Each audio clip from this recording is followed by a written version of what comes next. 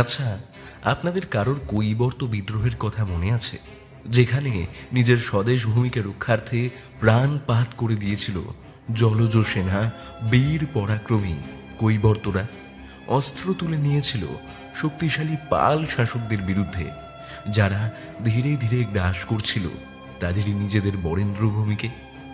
আমাদের সেই বিস্তৃত স্মৃতি পুনরুদ্ধারে সুলেখক বিপ্রজিৎ ধরের কলমের আচরে থ্রিল চার্জারে ধ্বজা ওড়াতে চলেছে ত্রয়ী। কারা সেই ত্রয়ী জানতে হলে শুনতে থাকুন আমাদের আজকের কাহিনী ত্রয়ী।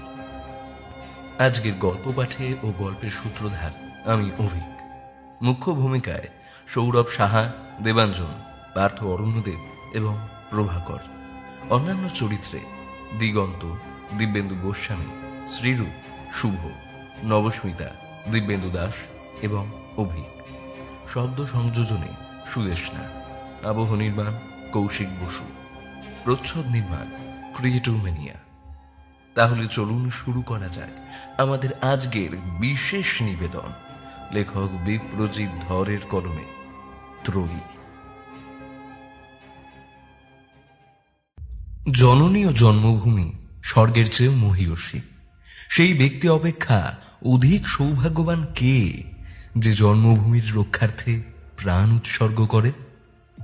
সন্ধ্যার আধারে ডুবে আছে পৃথিবী, আঁতরেই বয়ে যাচ্ছে আপন মনে। তার মধ্যে সে মিশেছে রক্তের ধারা। পাশেই রোমন্দার বিস্তৃত মাঠ জুড়ে ছড়িয়ে রয়েছে অসংখ্য মৃতদেহ। এদিক ওদিক মশালের আলোয় দেখা যায় মৃত্যুর তাণ্ডব। সারা মাঠ জুড়ে অগন্তি দেহ ছড়িয়ে পড়ে। তাদের কেউ হয়তো তখনও জীবিত। থেকে থেকে শোনা যায় মানব কণ্ঠের আর্তনাদ। দূরে একটা বড় অশ্বত্থ গাছ, আর তার পাশেই আদি যোগী শিবের মন্দির, যা এখন মাটিতে মিশিয়ে দেওয়া হয়েছে। আর তার সামনে তাকালে চমকে উঠতে হয়। বড় লোহার খুঁটিতে হাত পিছমোড়া করে বাঁধা এক সুপুরুষ যোদ্ধার মৃতদেহ, যার মুন্ডহীন দেহ থেকে তখনও ক্ষীণ ধারায় রক্ত গড়িয়ে পড়ছে। সারা দেহে বল্লম খোঁচানোর অজস্র ক্ষত। তার পাশের খুঁটিগুলিতে আরো 5টি মৃতদেহ একইভাবে দাঁড়িয়ে। দেখে বোঝা যায় নিদারুণ যাতনা দিয়ে হত্যা করা হয়েছে তাদের। রাজতনয় সৌকল্য ও মৃগাবী, প্রধান পার্ষদ অনন্ত, 2 সহযোদ্ধা স্বপ্নক ও অঘরী, সকলের দেহে অসংখ্য ক্ষত ও অগ্নিদগ্ধ করার চিহ্ন। কিন্তু তাদের নিথর চোখে দৃঢ়তা এখনো জাজ্বল্যমান, যা মৃত্যু মুছে ফেলতে পারেনি। দূরের আগুনের শিখায় আলোকিত হয়ে উঠেছে যুদ্ধভূমি। পুড়ছে কৈবর্ত রাজধানী ভীমাবতী, আগুনে পুড়ছে। ওই শোনা যায় হাজার হাজার ভীত সন্ত্রস্ত মানুষের কণ্ঠস্বর। পালাচ্ছে তারা, কিন্তু কোথায় পালাবে? প্রাণপণে আকুল হয়ে জীবন ভিক্ষা চাইছে তারা, কিন্তু দয়া দেখাবে কে? পাল সম্রাট রামপালের সৈন্যরা তাণ্ডব শুরু করেছে। স্বয়ং সম্রাট রামপালের আদেশে একটু আগেই অপরিসীম যন্ত্রণা দিয়ে হত্যা করা হয়েছে মহারাজ ভীম, তার 2 পুত্র ও একান্ত বিশ্বস্ত কয়েকজন পরিষদকে। হ্যাঁ, রামপাল প্রতিজ্ঞা করেছিলেন এই কৈবর্ত রাজ্যকে শ্মশান করেই তিনি ছাড়বেন। তিনি তা করেছেন। 50 বছর ধরে প্রথম কৈবর্ত রাজ দিব্যক, তার অনুজ রুদ্রক ও রুদ্রক পুত্র ভীমের সুযোগ্য শাসনে যে ভীমাবতী হয়ে উঠেছিল সুখ ও সমৃদ্ধির ঠিকানা, আজ তা আগুনে পুড়ে শেষ হয়ে যাচ্ছে। পাল সৈন্যদের হাতে কচু কাটা হচ্ছে সাধারণ প্রজারা। ওই তো শোনা যায় কত মানুষের মৃত্যু চিৎকার। কত নারী ও শিশু তাদের সব কিছু হারিয়ে কৃতদাসে পরিণত হলো আজ। আর এসবের মাঝেই বরেন্দ্রভূমির স্বাধীনতা সূর্য আজ 1080 খ্রিস্টাব্দে অস্ত গেল। পতন ঘটল 50 বছরের কৈবর্ত শাসনের। কিন্তু এ কি ভবিতব্য ছিল?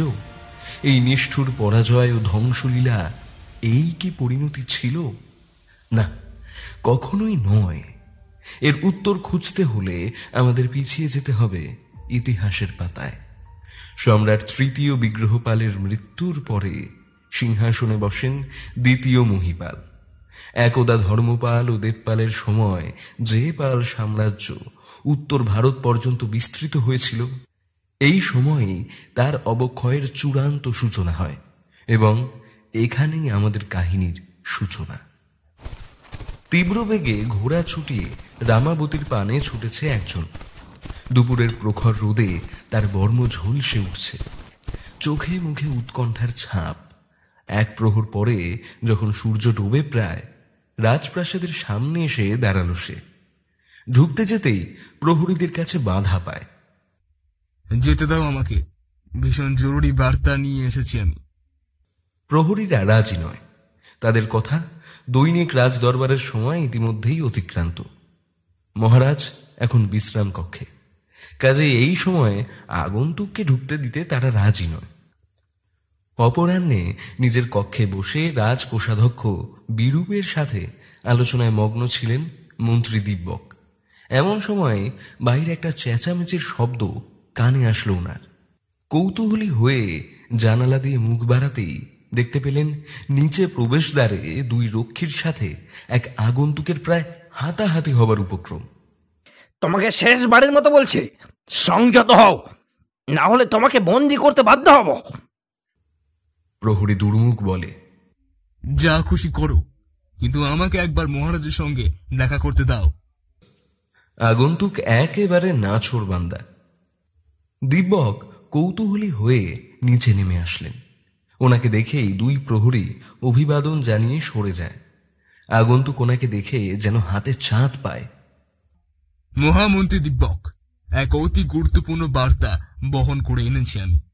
বিলম্ব হলে সর্বনাশ হয়ে যাবে। দিব্যক ইশারায় তাকে ভেতরে ডেকে নেন। নিজের কক্ষে এসে বিরূপকে চলে যেতে ইঙ্গিত করে।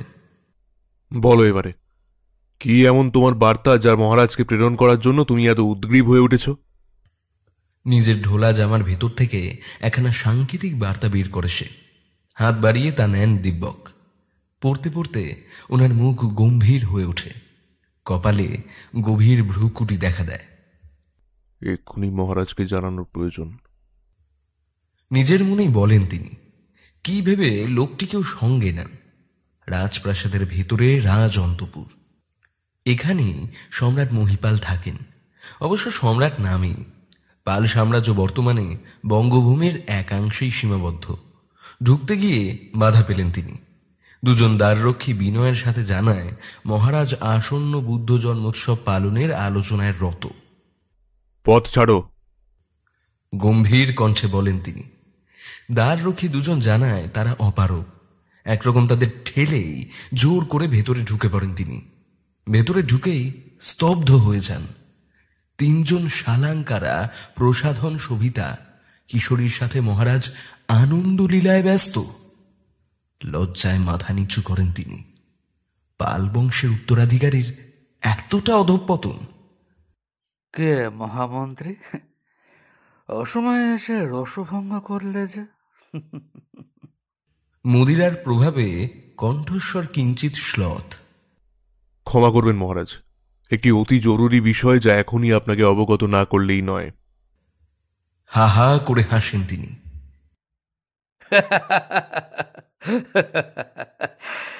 2 দিনের জীবন মহামন্ত্রী দিব্যক, তাই অযথা এত দুর্ভাবনা না করে আনন্দে উল্লাসে জীবন কাটাও।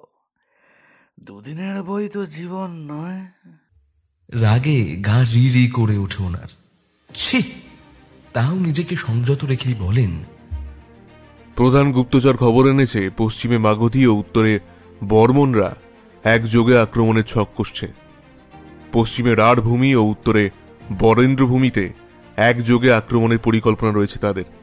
আর গুপ্তচর প্রধান সৌমিক খবর এনেছে যে ত্রিশ্রোতায়। হাত তুলে ওনাকে থামিয়ে দেন মহীপাল। এই সামান্য বিষয়ের জন্যে তুমি এভাবে আমাকে বিব্রত করলে? দিব্যক টের পান ওনার সারা দেহ যেন রাগে ফেটে পড়ছে। মহারাজ রাজকর্ম সম্পর্কে এতটা উদাসীন, এতটা নিস্পৃহ। শোনো, যা হবার তা হবেই। আর আমার মনে হয় না যে পাল সেনাবাহিনীর সামনে তারা দাঁড়ানোর উদ্যোগ করবে। কিন্তু মহারাজ, তাদের সম্মিলিত বাহিনীর সংখ্যা অনেক বেশি, আর তারা জলপথে আমাদের ঘিরে ধরতে পারে। তা তেমন হলে রাজকোষ কি করতে আছে? তেমন সমস্যা হলে রাজকোষ খুলে দেওয়া হবে। উপযুক্ত অর্থে কার না মনোতৃপ্তি হয়। কথা শেষ করেই স্খলিত বসনা একটি কিশোরীকে বুকে টেনে নেন মহিপাল। লজ্জায় অপমানে মাথা নামিয়ে নেন দিব্যক। ছি, ওনারা দুজন সামনে দাঁড়িয়ে, মহারাজের কি বিন্দুমাত্র লজ্জাবোধটুকুও নেই? কক্ষ থেকে বেরিয়ে আসেন দুজনেই। ওনাকে দেখেই দ্বাররক্ষী দুর্মুখ বলে, এই জন্যই আপনাকে ভেতরে যেতে দিতে চাইনি। রাজা হলেন রাজ্যের প্রধান ধারক ও বাহক, কিন্তু তিনি যদি ইন্দ্রিয়গামী হয়ে পড়েন তাহলে সেই রাজ্যের পতন সুনিশ্চিত। নিজের মনে মনেই ভাবেন তিনি, যা করার ওনাকেই করতে হবে, এখনই সিদ্ধান্ত নিতে হবে। শোনো, গুপ্তচর প্রধান সৌমিকের কাঁধে হাত রেখে বলেন, তোমার সব থেকে বিশ্বস্ত 2 জন পত্রবাহককে এখনই খবর দাও। তারা আজ রাতেই বরেন্দ্রভূমির উদ্দেশ্যে যাত্রা করবে। সৌমিক তড়িঘড়ি বেরিয়ে যায়। নিজের ঘরে ফিরে আসেন দিব্যক। 2খানা পত্র লিখতে বসে যান। কালকের মধ্যেই বরেন্দ্রভূমিতে ওনার ভাই রুদ্রকের কাছে এই পত্র পৌঁছতেই হবে। লিখতে লিখতে মুখের পেশি শক্ত হয়ে ওঠে ওনার। দেশের রাজা দুরাচারী হতে পারেন, কিন্তু তিনি এই মাটিরই সন্তান। কিছুতেই নিজের জন্মভূমির সম্মান এভাবে ভুল লুণ্ঠিত হতে দিতে পারেন না উনি। সেদিন রাতে 2 জন পত্রবাহক যাত্রা করে। একজনের লক্ষ্য বারেন্দ্রের সামন্তরাজ রুদ্রক, অপরজনের লক্ষ্য রাজ সেনাপতি মহেন্দ্র, যিনি এই মুহূর্তে বরেন্দ্রভূমিতে অবস্থান করছেন। নিজের কক্ষে অস্থির হয়ে পায়চারি করছেন দিব্যক।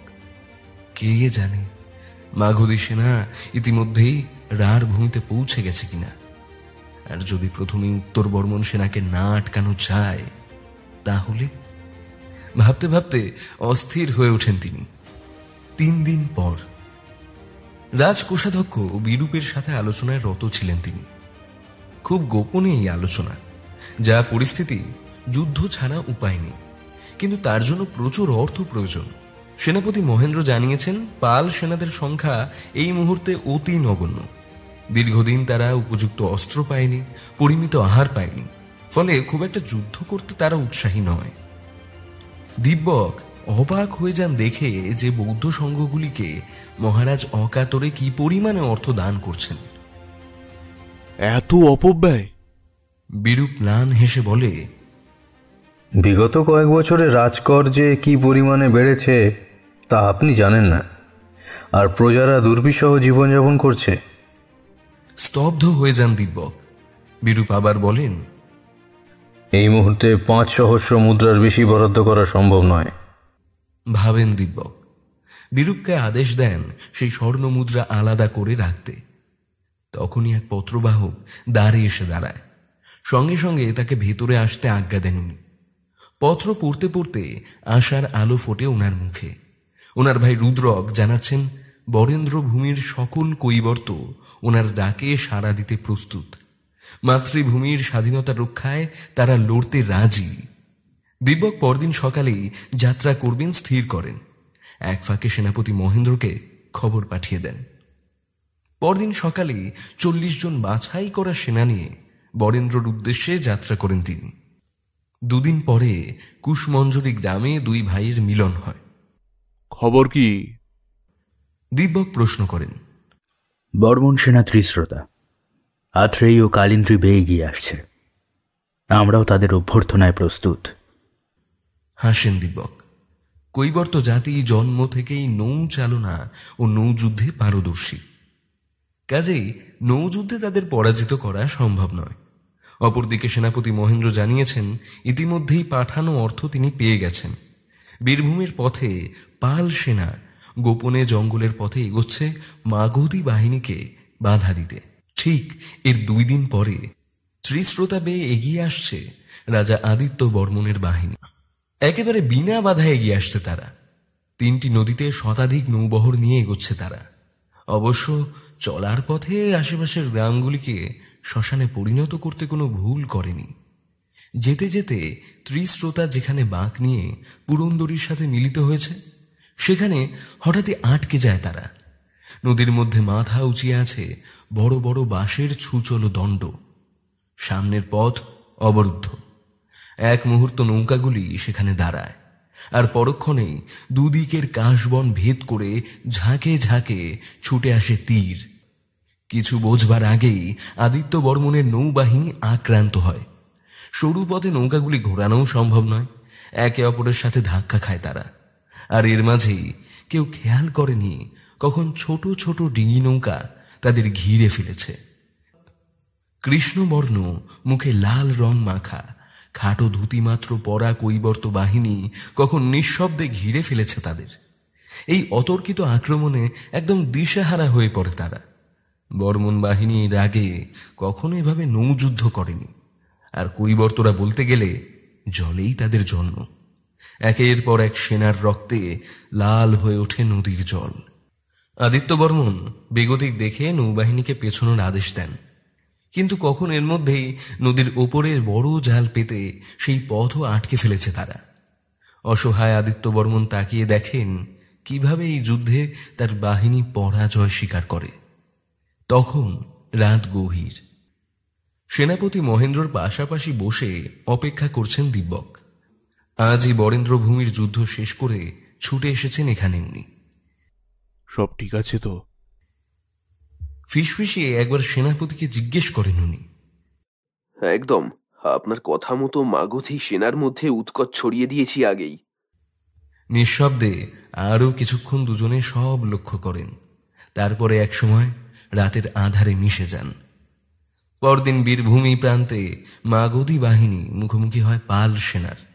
আক্রমণকারী অরিহন্তা সবিস্ময়ে দেখেন তার সেনার একাংশ বিরোধ করছে। যুদ্ধ করতে মোটেই আগ্রহী নয় তারা। বারবার তাদের অনুরোধ আদেশ করেও কোনো লাভ হয় না। যুদ্ধ করতে অসম্মতি জানায় তারা। কখন যে তারা জঙ্গল পেরিয়ে খোলা প্রান্তরে এসে পড়েছেন খেয়াল করেননি। হঠাৎই হাতের বৃংহন শুনে তাদের সম্বিত ফেরে। উঁচু একটা টিলার উপরে দাঁড়িয়ে পুরোটাই লক্ষ্য করছিলেন দিব্যক। তার পাশেই দাঁড়িয়ে সেনাপতি মহেন্দ্র। পুণ্ডরিক তার কথা রেখেছে। হস্তি প্রধান পুণ্ডরিক সম্মত হয়েছে। ওই যে তারা ফিরে যাচ্ছে।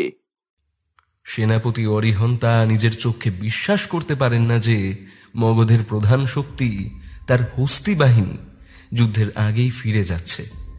তীব্র হতাশায় ভরে যায় ওনার মন। আর তখনই খেয়াল করেন সামনে ধুলোর একটা ঝড় উঠেছে যেন, আর অবিরাম দামামা ধ্বনি। ওনার হুঁশ উড়ে যায় এই দেখে যে আসলে ধুলোর ঝড় হলো পাল অশ্বারোহী বাহিনী, যারা তলোয়ার উঁচিয়ে ছুটে আসছে এই দিকে, আর তার পেছনেই অসংখ্য পাল সৈন্য। সূর্যের আলোয় সিংহ চিহ্নিত ধ্বজা ঝলমলিয়ে উঠছে। হতাশায় চোখ বোঝেন উনি, আর কোনো লাভ নেই।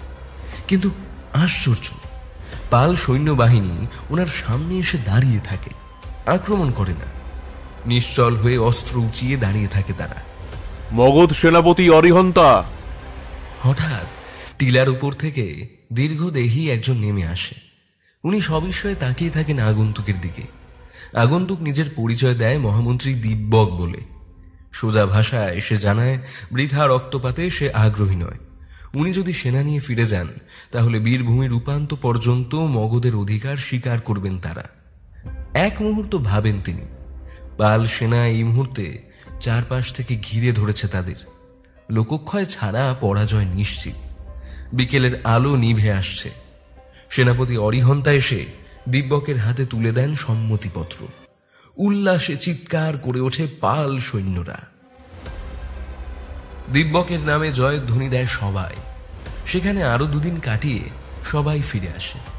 সেনাপতি মহেন্দ্র পাল সেনা নিয়ে ফিরে গেছেন রামাবতী। দিব্যক কিছু জরুরি কাজ শেষ করে ফিরবেন কদিন পরে। সেদিন রাতে তিনি শান্তিতে ঘুমিয়ে হঠাৎই টের পান রাতের অন্ধকারে ওনার কক্ষে প্রবেশ করেছে কেউ। খুব সন্তর্পণে বালিশের নিচে রাখা ছুরিখানা টেনে নেন উনি। আগন্তুক ওনার শয্যার কাছে আসতেই উনি লাফ দিয়ে ওঠেন। পেছন থেকে জড়িয়ে ধরেন তাকে। কে তুমি? পরিচয় দাও, না হলে মৃত্যু নিশ্চিত। আগে আমি গুপ্ত বার্তাবাহক সারণ, আমার প্রণাম নেবেন। দিব্যক ছেড়ে দেন তাকে। কক্ষের প্রদীপের আলোয় দেখেন সত্যিই সে। তুমি গুপ্তচর প্রধান সৌমিক কোথায়? এক মুহূর্ত চুপ থেকে সে উত্তর দেয়, তিনি নিহত হয়েছেন। কেন? মহারাজের আদেশে রাজকোষাধ্যক্ষ বিরূপকেও 2 চোখ উপড়ে কারাগারে পাঠানো হয়েছে। নিজের কানকে বিশ্বাস করতে পারেন না দিব্যক। রাজা মহিপালের কি সম্পূর্ণ বুদ্ধিনাশ হয়েছে? বিরূপ এই চিঠিখানা আপনার উদ্দেশ্যে পাঠিয়েছেন। হাত বাড়িয়ে চিঠিখানা নেন উনি। পড়তে পড়তে সারা পৃথিবী যেন দুলে ওঠে ওনার পায়ের নিচে। মহারাজ মহিপাল সৌমিকের প্রাণদণ্ড দিয়েছেন, বিরূপকে বন্দি করেছেন, এবং তিনি এখন সবেতেই ষড়যন্ত্র দেখছেন। নিজের 2 ভাই সুরপাল ও রামপালকেও বন্দি করেছেন তিনি। আর দিব্যককে দেখা মাত্র গ্রেপ্তার করে হত্যার আদেশ দিয়েছেন। নিজেকে কখনো এতটা অসহায় মনে হয়নি দিব্যকের। একজন বিশ্বস্ত কর্মচারী রূপে পাল সাম্রাজ্যের জন্য সর্বস্ব দিলেন, আর এই প্রতিদান পেলেন তিনি। হাত নেড়ে সারণকে যেতে বললেন উনি। পরদিন সকাল হতেই নৌকা ভাসল, তবে রামাবতীর উদ্দেশ্যে নয়। নৌকা চলল বরেন্দ্রভূমি। এই মুহূর্তে মাতৃভূমি একমাত্র আপন ওনার। 3 দিন 3 রাত পরে নৌকা গিয়ে পৌঁছল বরেন্দ্রভূমি। নিজ ভাই রুদ্রকের সাথে মিলিত হলেন তিনি। 2 ভাই মিলে দীর্ঘ সময় আলাপ আলোচনায় কাটালেন। শোনো দাদা, মহারাজের পুরোপুরি বুদ্ধি নাশ হয়েছে। না হলে এমন কাজ কেউ করে? আমি বলি, তুমি আর ফিরে যেও না, এখানেই থাকো। রুদ্রক বলেন, আমি ভাবছি অন্য কথা। কি? যে পাল সাম্রাজ্যকে রক্ষা করার জন্য, যে অযোগ্য রাজার রাজত্বকে রক্ষার জন্য আমার সর্বস্ব দিলাম আমি, সেই শ্রম আমার লোকেদের উদ্দেশ্যে নিবেদন করলে কেমন হয়? রুদ্রকের চোখ বড় বড় হয়ে যায়। দাদা, তুমি এর মানে? হ্যাঁ ভাই, আমি ঠিক করেছি এই অত্যাচারী ও অযোগ্য রাজার অপশাসনে আর নয়। উত্তরবঙ্গের বরেন্দ্রভূমি সবচাইতে সমৃদ্ধ ও সুজলা সুফলা। একে রামাবতীর চেয়েও শ্রেষ্ঠ করে তুলব আমি। উত্তেজনায় উঠে দাঁড়িয়ে দিব্যকের 2 কাঁধে হাত রাখেন রুদ্রক। আমাদের কৈবর্তদের স্বাধীন রাজ্য হবে, আমাদের স্বাধীন পরিচয় হবে। বরেন্দ্রভূমি আর পাল বংশের পদানত থাকবে না। এর এক পক্ষ কাল পরে মোহনপুরে এক সুবিশাল শিব মন্দির নির্মাণ করেন শৈব দিব্যক। তিনি ও তার ভাই রুদ্রক নিজেদের মন প্রাণ ঢেলে দেন বরেন্দ্র রাজধানী ভীমাবতীকে অমরাবতী করে তুলতে। দক্ষিণ থেকেও দলে দলে মানুষ আসতে শুরু করে ভীমাবতীতে। অত্যাচারী অযোগ্য মহিপালের হাত থেকে কে না মুক্তি চায়। কিন্তু এসবের মাঝেই সিঁদুরে মেঘ ক্রমেই ঘনিয়ে উঠেছিল। ঠিক 1 বছর পরে পাল সেনা আক্রমণ করে বরেন্দ্রভূমি। নেতৃত্বে স্বয়ং মহিপাল। দিব্যক জানতেন আজ না হয় কাল পাল সম্রাটের মুখোমুখি হতেই হবে, তাই বসে থাকেননি উনি। গোপনে নিজের সেনাবাহিনী সাজিয়ে তুলেছিলেন। বেছে বেছে দশাশই চেহারার কৈবর্তদের নিয়ে নিজের সেনাবাহিনী গড়ে তুলেছিলেন। পাশাপাশি ভাই রুদ্রকের নেতৃত্বে বিশাল নৌবাহিনী গড়ে তোলেন। গৌড়ের সামান্য দূরে মহানন্দা ও টাঙ্গনের মিলনস্থলে মুখোমুখি হল 2 বাহিনী। স্থলে ও জলে মুখোমুখি 2 সেনাবাহিনী। ফলাফল প্রত্যাশিতই ছিল। দিব্যকের সুযোগ্য নেতৃত্ব আর রুদ্রকের পরিচালনায় পাল সেনা দিশেহারা হয়ে পড়ে। আর অবাক হয়ে মহিপাল দেখেন সেনাপতি মহেন্দ্র সমেত বিশাল সংখ্যক পাল সেনা দিব্যকের পক্ষ নিয়েছে। তারা দিব্যকের অনুগত। কিছুক্ষণের মধ্যেই যুদ্ধ শেষ হয়। মহিপাল বন্দী হন। সভয়ে তাকিয়ে দেখেন তলোয়ার হাতে এগিয়ে আসছেন স্বয়ং দিব্যক। দিব্যক মোটেও এতটুকু ক্ষমা সুন্দর দৃষ্টিতে চেয়ে দেখেনি মহিপালের দিকে। একেবারে বজ্রপৃষ্ঠের মতো নেমে এসেছিল তার খোলা তরোয়াল মহিপালের গর্দান লক্ষ্য করে। মুহূর্তের মধ্যে তার কাটা মুন্ডু গড়াগড়ি খায় রোমন্দার মাঠে। ফিনকি দিয়ে রক্ত ছিটকে আসে দিব্যকের মুখে।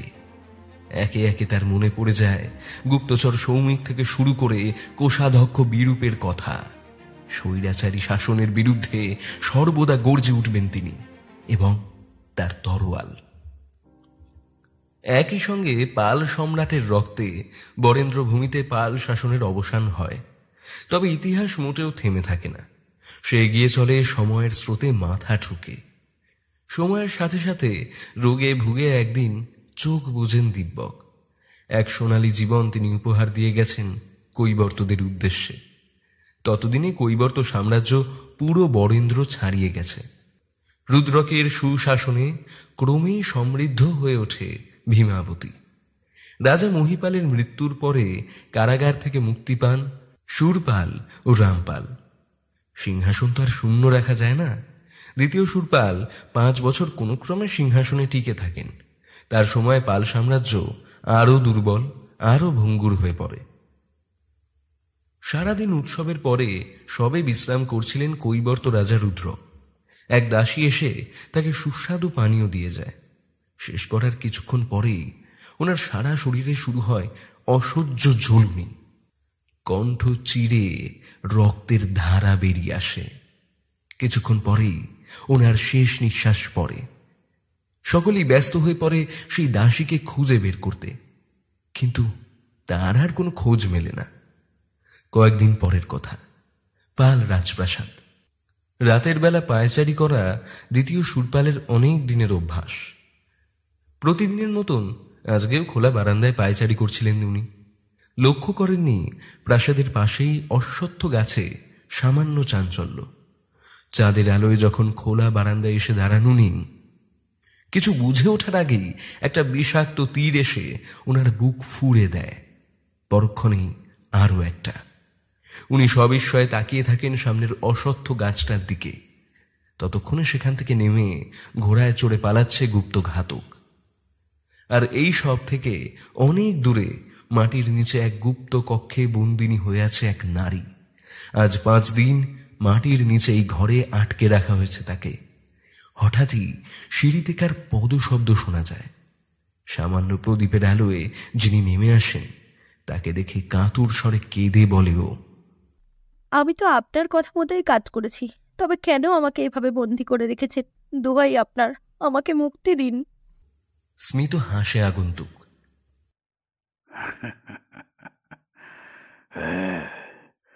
মুক্তি তো তুমি পাবে, একদম চিরতরে মুক্তি। ওনার কথা শুনে ভয়ে শিউরে ওঠে সে। ততক্ষণে আগন্তুক নিজের কোমরের কাপড়ের থলে থেকে বার করেছে একটা বিষধর সাপ। দেখে ভয়ে নীল হয়ে যায় মেয়েটি। সাপটির লেজে হালকা মোচড় দিয়ে মেয়েটির দিকে ছুঁড়ে দেয় সে। মেয়েটি আপ্রাণ শক্তিতে হাত পায়ের লোহার শিকল ছেঁড়ার চেষ্টা করে। পাথরের মাটি কেঁপে ওঠে ঝনঝন শব্দে। আর তখনই ফোঁস শব্দ তুলে তার দিকে এগিয়ে যায় সাপটি। প্রদীপের আলোয় দেওয়ালে ছায়া পড়ে। ধীরে ধীরে নিথর হয়ে মাটিতে লুটিয়ে পড়ে সে। আগন্তুক স্মিত হেসে বলে, বুদ্ধ সকলের মঙ্গল করুন, সকলেই মুক্তি পাক। প্রাণপণে ঘোড়া ছুটিয়ে কালিন্দ্রী নদীর তীরে এসে দাঁড়ায় গুহক। এদিক ওদিক সে চায়। এখানেই তো তার আসার কথা। এদিকে এসো, আমার পুরস্কার। গাছের আড়াল থেকে স্বর্ণ মুদ্রার ঝনঝন শব্দ শোনা যায়। গুহক এক পা এগোতেই একটা আর্ত চিৎকার তুলে তলিয়ে যায় গভীর গর্তে। গাছের আড়াল থেকে বেরিয়ে আসে আগন্তুক, স্মিত হাসি। রাজনীতিতে কখনো শত্রুর শেষ রাখতে নেই। তার চেয়েও বড় কথা, কখনোই কোনো অপকর্মের কোনো সাক্ষী রাখতে নেই। রুদ্রককে বিষ প্রয়োগে হত্যা করে মালিনী, আর শূরপালকে হত্যা করে গুহক নামের এক ঘাতক।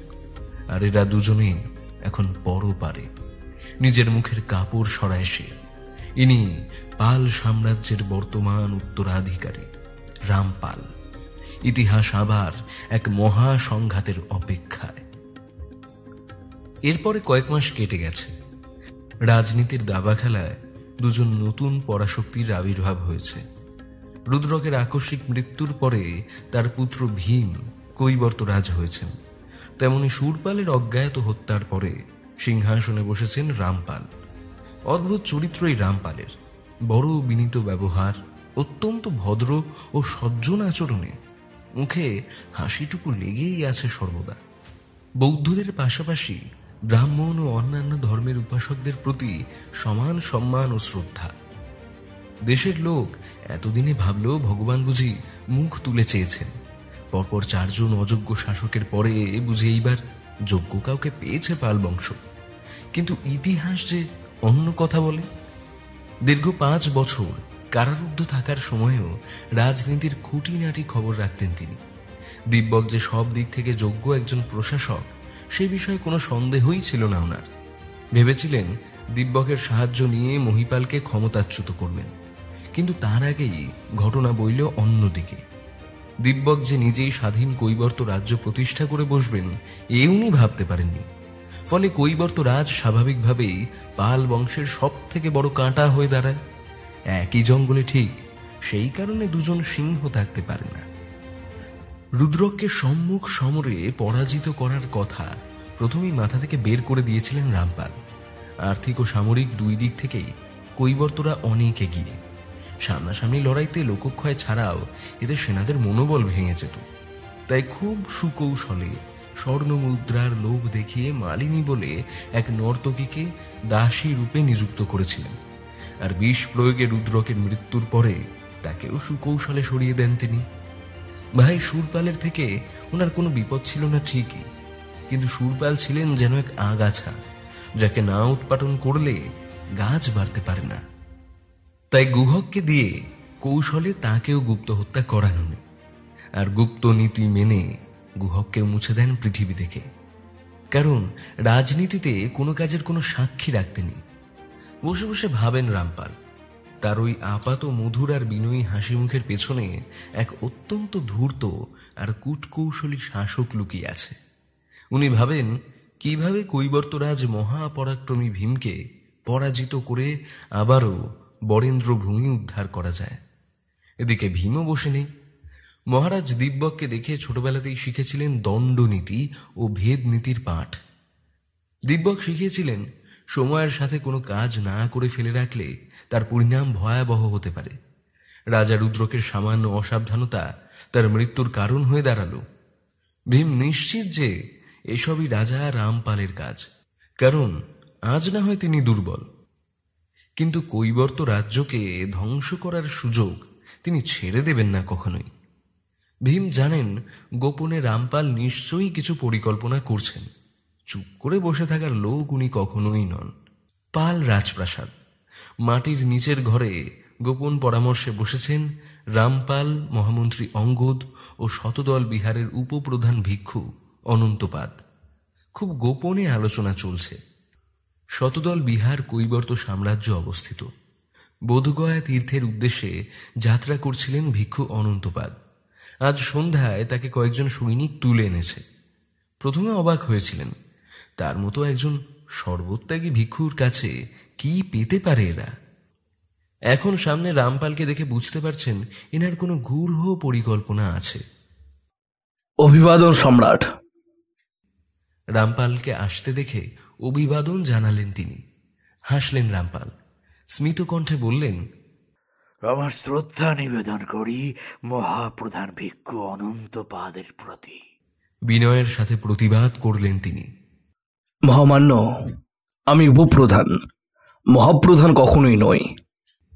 রামপাল ধীরে ধীরে উত্তর দিলেন একইভাবে, আমিও একজন রাজা, সম্রাট নই। তবে হ্যাঁ, একদিন আমার পূর্বপুরুষ সম্রাট ছিলেন। আবার ভাগ্য চাইলে আমিও সম্রাট হতে পারি। উনি অনন্তপাদের চোখের দিকে তাকিয়ে শেষ করলেন এই বলে যে সেভাবে চাইলে অনন্তপাদও মহাপ্রধান হতে পারবেন। শুনে স্তব্ধ হয়ে বসে রইলেন তিনি। এ কি করে সম্ভব? প্রধান ভিক্ষু নির্গন্ধিপাদ এখনো জীবিত, তিনি থাকতে কিভাবে এসব সম্ভব? রামপাল মৃদুভাবে বললেন, সবই বুদ্ধের ইচ্ছা। জীবন মৃত্যু সবই ওনার অধীন। কখন যে মহাপ্রধানের মৃত্যু হয় আর কখন যে উপপ্রধানেরও মৃত্যু হতে পারে তা কেই বা নিশ্চিত করে বলতে পারে? আর প্রকৃতির নিয়মে একজনের ছেড়ে যাওয়া শূন্যস্থান আর একজন পূরণ করবে। মাথা নেড়ে অসম্মতি জানালেন তিনি বুদ্ধের অনুগামী। এই হিংসা ও ষড়যন্ত্রের পথ কখনোই গ্রহণ করবেন না তিনি। রামপাল একবার তাকালেন মহামন্ত্রী অঙ্গদের দিকে। অঙ্গদ পরক্ষণেই তার পাশে রাখা কাপড়ের থলে খুলতেই অনন্তপাদ শিউরে উঠলেন। শতদল বিহারের 100 বছরের সংগৃহীত দান 500 স্বর্ণমুদ্রা। মহামন্ত্রী অঙ্গদ ইশারা করতেই দুজন প্রহরী একজনকে ঘরে আনল। দেখেই বোঝা যাচ্ছে তুমুল শারীরিক অত্যাচার করা হয়েছে তাকে। মুখের কাপড় খুলে দিতেই প্রায় আর্তনাদ করে উঠলেন তিনি। এ যে বিহারের মুদ্রারক্ষক নৌনক। প্রহরীরা তাকে ছেড়ে দিতেই মাটিতে লুটিয়ে পড়ল সে। আসলে কি হয়েছে জানেন? রামপালের গলায় যেন মধু মাখানো। এই মুদ্রারক্ষক শতদল বিহারের অর্থ ভাণ্ডার থেকে 500 মুদ্রা চুরি করে পালাচ্ছিল। ইতিমধ্যে মঠ প্রধান নির্গন্ধিপাদ তাকে দেখে ফেলেন। উপায় না দেখে সে মঠ প্রধানকে হত্যা করে। আর বীরভূমির পথে সে আবার উপপ্রধান অনন্তপাদের হাতে ধরা পড়ে।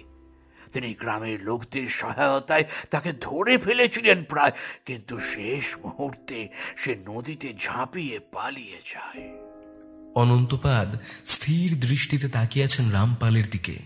কি মধুর কণ্ঠ আর কি বিনীত ব্যবহার, কিন্তু কি নিষ্ঠুর, কি নৃশংস। অসম্ভব! একজন নির্দোষকে এইভাবে মরতে দিতে পারি না আমি। বুদ্ধ কখনোই আমাদের হিংসার পথ গ্রহণ করতে বলেননি। তিনি বলেন, দাঁড়ান, আগে পুরোটা শুনুন। রামপাল হেসে বলেন, আবার এরকমও হতে পারে উপপ্রধান অনন্তপাদ, যিনি 500 স্বর্ণমুদ্রা চুরি করে পালাচ্ছিলেন, তাকে অমন অবস্থায় দেবপুরের এক বনিতা পল্লী থেকে উদ্ধার করা হয়। তার কাছ থেকে রক্তাক্ত ভিক্ষু বেশ ও ছুরিকা উদ্ধার করে নগর প্রহরীরা, আর তাকে ধরিয়ে দেয় এই নৌনক। কথা শেষ করে শান্ত চাউনিতে চেয়ে থাকেন রামপাল। মহাভিক্ষু, তাকে কি করেছেন আপনি? আপনি কি তাকে হত্যা করেছেন? স্থান কাল ভুলে চেঁচিয়ে ওঠেন অনন্তপাদ। রহ ধৈর্যাং, রহ স্থিতধা। অঙ্গদ বলেন, ভেবে দেখুন, সম্মত হওয়া ছাড়া আপনার আর দ্বিতীয় কোনো পথ নেই।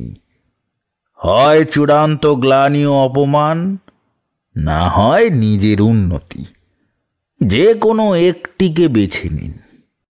আর আপনার বিহারের অবস্থাও ততই বছ। বুদ্ধ না করুন কোনো ক্ষয়ক্ষতি হয়ে যায় যদি। ঘৃণায় মুখ সরিয়ে নিলেন অনন্তপাদ। রামপাল মৃদু মৃদু হাসছেন। একসময় অনন্তপাল মুখ খুললেন, অতি কষ্টে উচ্চারণ করলেন 2টি মাত্র শব্দ, আমি সম্মত। রামপালের চোখের ইশারা পাওয়া মাত্র প্রহরী দুজন নৌনকের মাথা ধর থেকে আলাদা করে দিল। শিউরে উঠে চোখ বন্ধ করলেন তিনি। অনুভব করলেন কিছুটা উষ্ণ রক্তের ধারা এসে তার কাপড়ে পড়েছে। চরম গ্লানিতে ডুবে গেল তার মন। এই পাপের ভাগিদার কি তিনি নিজেও নন? হঠাৎই পায়কার স্পর্শ পেয়ে চমকে উঠলেন। রামপাল স্বয়ং তার পা ছুঁয়ে দাঁড়িয়ে 2 হাতে নম্র স্বরে বললেন, হে মহাপ্রধান, আমায় আশীর্বাদ করুন। মহাপ্রধান? এর মধ্যেই? ওনার জিজ্ঞাসু চোখের দিকে তাকিয়ে রামপাল বললেন, বুদ্ধের অপার করুণায় তিনি আগেই মোক্ষ লাভ করেছেন।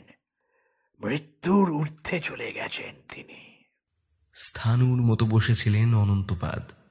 এই রামপাল যেমন তীব্র ধূর্ত, প্রচণ্ড কূটকৌশলী, আবার চরম নৃশংস। এ কি আদৌ মানুষ? আসুন মহাপ্রধান, কাল সকালেই প্রজারা তাদের নতুন ধর্মগুরুকে দেখবে যে। মহামন্ত্রী অঙ্গদ হেসে বলেন। এরপর 2 মাস কেটে গেছে।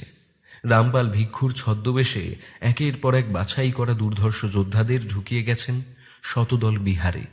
বৌদ্ধ ভিক্ষুর পোশাকে তারা আসলে দুর্ধর্ষ যোদ্ধা। ভীমাবতী থেকে উত্তরে পুণ্ডবর্ধন পর্যন্ত ভিনদেশী বণিক সেজে একের পর এক গুপ্তচরেরা ঢুকেছে। খুব গোপনে বর্মনরাজ দেবাদিত্যর কাছেও দূত পাঠিয়েছেন তিনি। বর্মনরাজ তার পাঠানো উপহার পেয়ে খুশি হয়েছেন, কিন্তু তার থেকেও বেশি প্রলোভিত হয়েছেন যে উচ্চাকাঙ্ক্ষার প্রদীপ ওনার সামনে রামপাল তুলে ধরেছেন তা দেখে। একবার কৈবর্তরাজ ভীমকে পরাজিত করলে হিমালয়ের পাদদেশে তরাই সমেত সমস্ত প্রদেশের শাসক হবেন উনি। বদলে আমাকে কি করতে হবে? উত্তরে দূত যা বলেছে শুনে প্রথমে চমকালেও পরে অবাক হয়ে ভেবেছেন কি অসামান্য বুদ্ধি এই রামপালের। রামপাল তাকে অনুরোধ করেছেন আসন্ন গ্রীষ্ম ঋতুতে যে 4টি নদী তার রাজ্য দিয়ে প্রবাহিত হয়েছে, অজস্র পাথর ও মাটি ফেলে তার জলধারাকে হয় একদম কমিয়ে ফেলতে, না হয় অন্যদিকে চালিত করতে। প্রথমটা না বুঝলেও পরে বুঝেছেন কৈবর্ত রাজ্যের কৃষি ও বাণিজ্যের তথা আত্মরক্ষার মূল চালিকা শক্তি এই 4টি নদী। জলপ্রবাহ কোনো কারণে বাধা পেলে তাতে কৈবর্ত রাজ্য বিপদে পড়বেই। তাই করেছেন উনি। খুব গোপনে পাহাড়ের গা বেয়ে যেখানে নদীগুলি একে একে সমতলে নেমেছে, প্রচুর শ্রমিক নিয়োজিত করে পাথর ও মাটি দিয়ে বড় বড় গাছের গুড়ি ফেলে তাদের জলপ্রবাহ অনেকটাই কমিয়ে দিয়েছে। অবশ্য রামপাল তাকে এও বলেছেন বর্ষা শুরু হলেই নদীগুলির মুখ একদম খুলে দিতে। মনে মনে অবাক হয়ে ভেবেছেন কি ক্ষুরধার বুদ্ধির অধিকারী এই রামপাল। একটিও সৈন্য ব্যবহার না করে প্রথমে খরা ও পরে বন্যার মাধ্যমে কৈবর্ত অর্থনীতির কোমর ভাঙতে চান উনি। বদলে ডুবে আছেন এই ভেবে কবে পুরো তরাই এলাকা ওনার শাসনে আসবে। রাজধানী ভীমাবতী। জরুরি মন্ত্রণা সভা বসেছে আজ। মহারাজ ভীম, প্রধানমন্ত্রী বুক্কন, সেনাপতি হরি ও অর্থমন্ত্রী নির্মোহক। নীরবতা ভেঙে প্রথম কথা বলেন বুক্কন। এই বছর একে অনাবৃষ্টি, তার উপর অসময়ে নদীগুলির এভাবে হঠাৎ করে শুকিয়ে যাওয়া আমাদের পক্ষে খুবই ক্ষতিকর হয়েছে। ওনার কথায় সম্মতি জানিয়ে নির্মোহক বলেন, নদীপথে ব্যবসা বাণিজ্য তো একেবারেই বন্ধ, এমনকি কৃষিকাজও বড় বাধা পেয়েছে।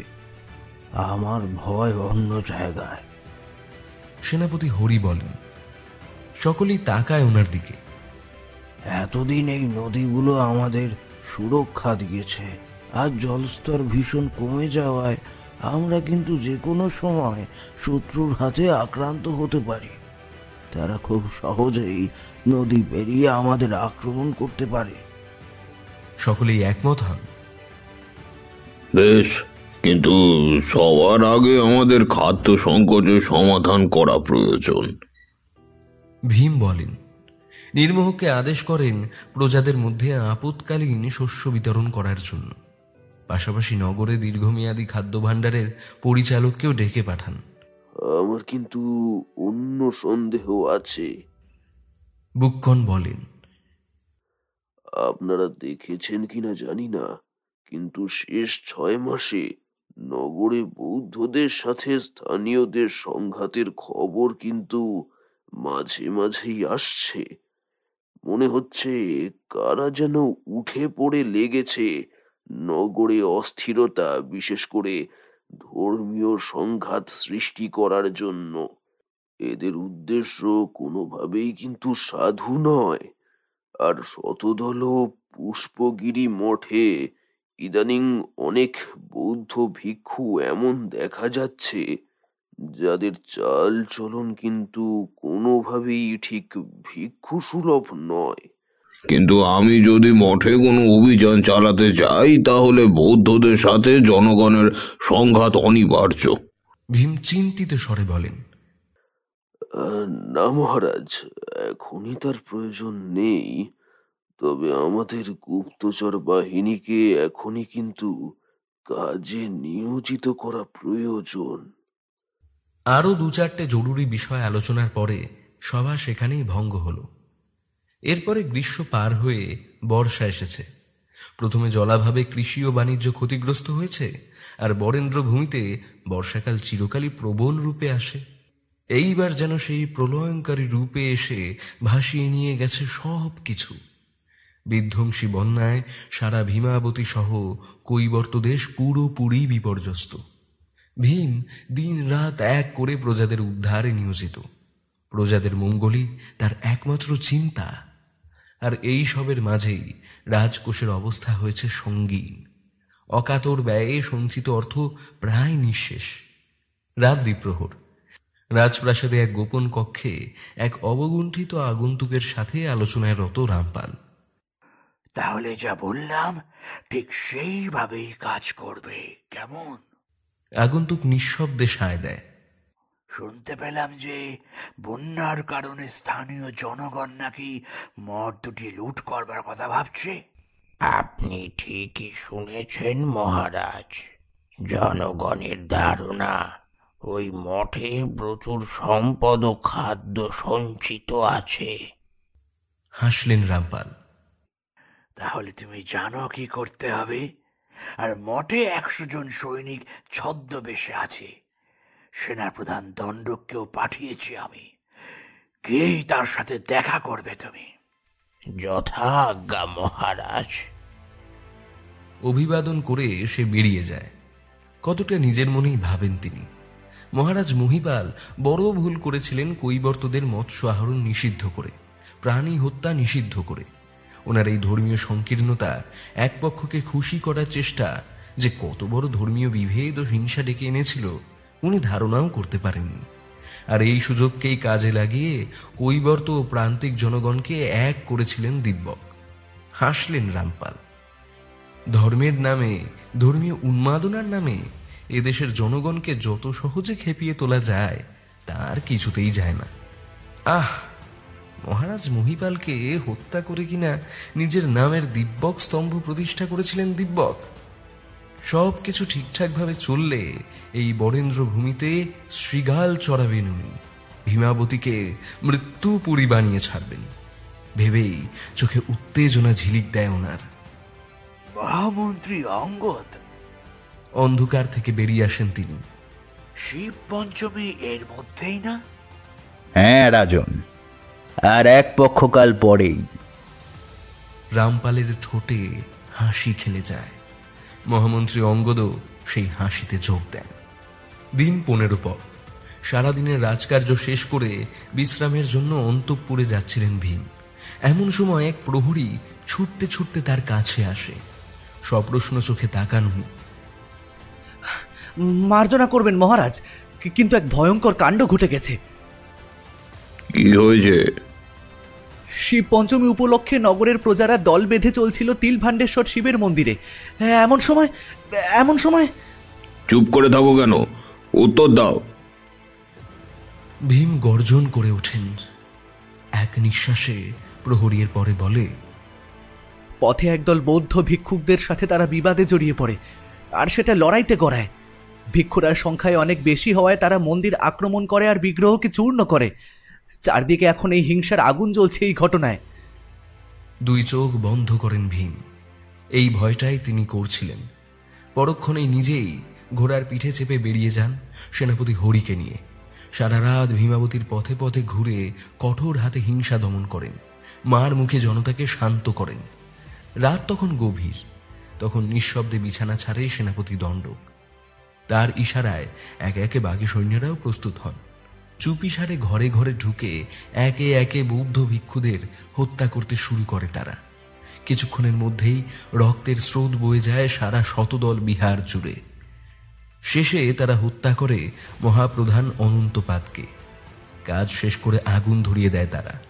মুহূর্ত পরেই আগুনে জ্বলতে থাকে শতদল বিহার। রাতের আকাশে সেই আগুনের শিখা দেখে মাঠের দিকেই ছুটে যান ভীম। কিন্তু ততক্ষণে অনেক দেরি হয়ে গেছে। আগুন পুরোপুরি গ্রাস করেছে শতদল ও পুষ্পগিরি বিহারকে।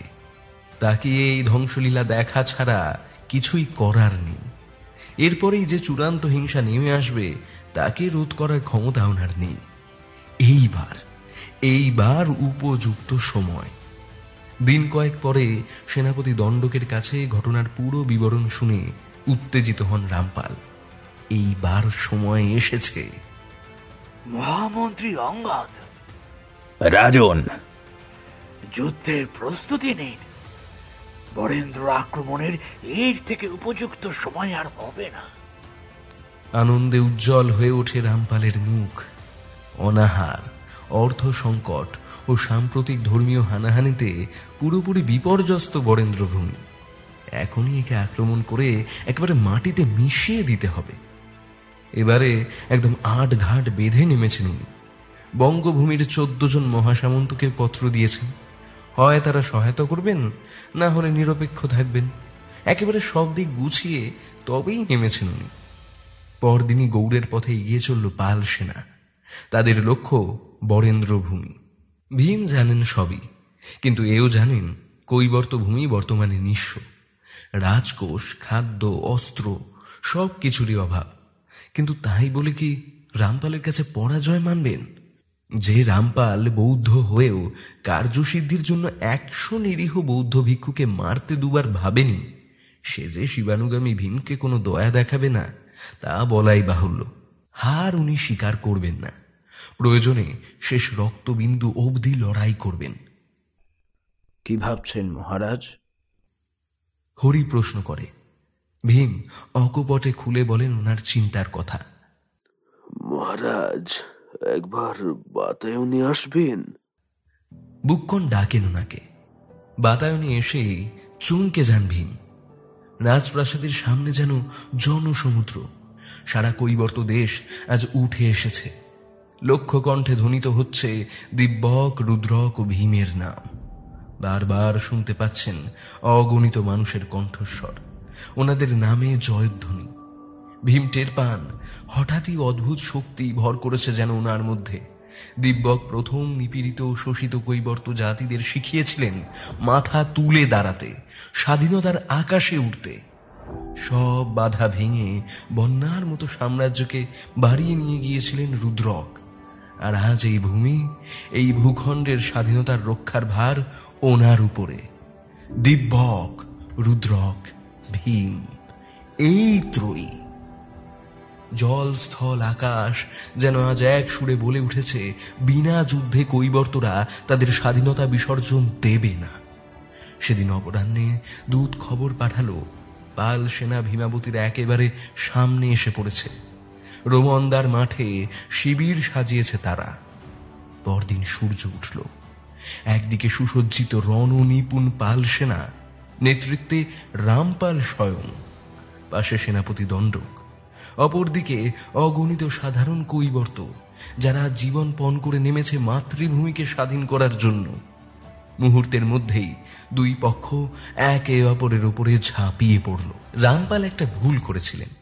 পাল সেনা যতই প্রশিক্ষিত হোক না কেন, কৈবর্তরা জাত যোদ্ধা। স্বাধীনতা রক্ষায় একদম মরণ পণ করে লড়ছিল তারা। দুপুরের মধ্যেই রামপাল পিছু হটতে বাধ্য হলেন। পাল সেনাদের লাশের পাহাড় জমে উঠল। টানা 15 দিন যুদ্ধ চালিয়েও তিনি কিছুই করতে পারলেন না। উল্টে ভীমের আক্রমণের সামনে তিনি নিজেই পিছু হটতে বাধ্য হলেন। চতুর রামপাল বুঝলেন সম্মুখ সমরে ভীমকে পরাজিত করা অসম্ভব। তাই শঠতার আশ্রয় নিলেন তিনি। নিজের সেনার একাংশকে তিনি লুকিয়ে রাখলেন পুণ্ড্রবর্ধনের জঙ্গলে।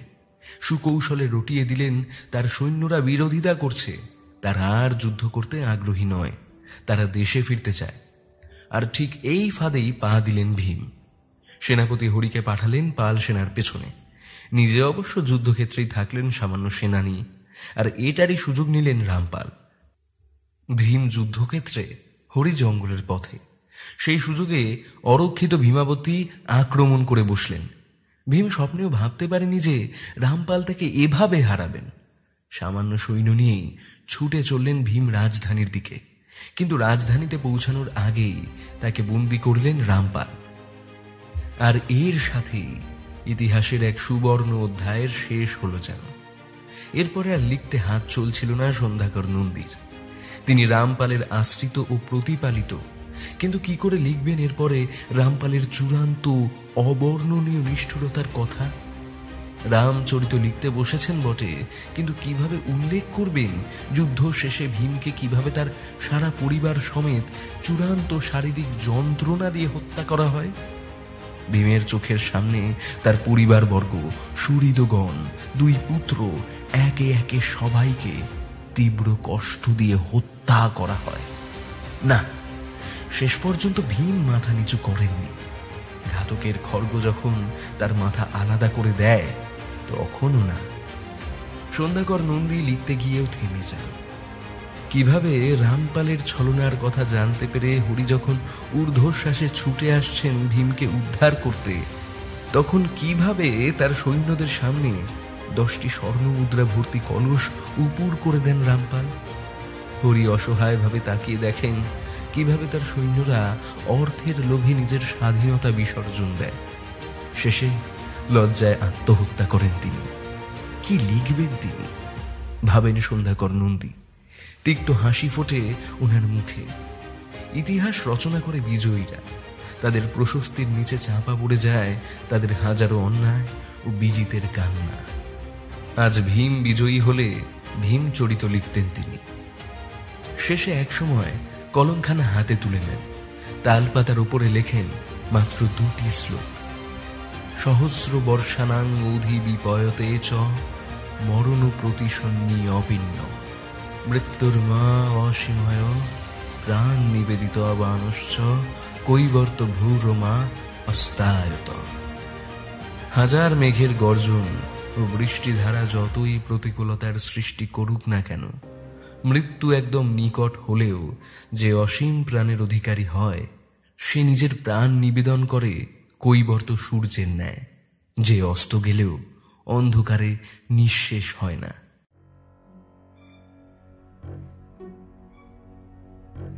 শুনছিলেন বিপ্রজিৎ ধরের কলমে ত্রয়ী। গল্পটি কেমন লাগলো অবশ্যই কমেন্ট করে জানান আমাদের, এবং এরকম আরো গল্প শুনতে চাইলে কমেন্ট করে সেটা জানান আমাদের। আপনারা যদি আমাদেরকে গল্প পাঠাতেও চান তাহলে আমাদের অ্যাবাউট সেকশনে গিয়ে মেল আইডি পাবেন এবং সেখানে গিয়ে আমাদেরকে মেল করে দিতে পারেন। আমাদের মেল আইডি thrillercharger.info@gmail.com। ধন্যবাদ।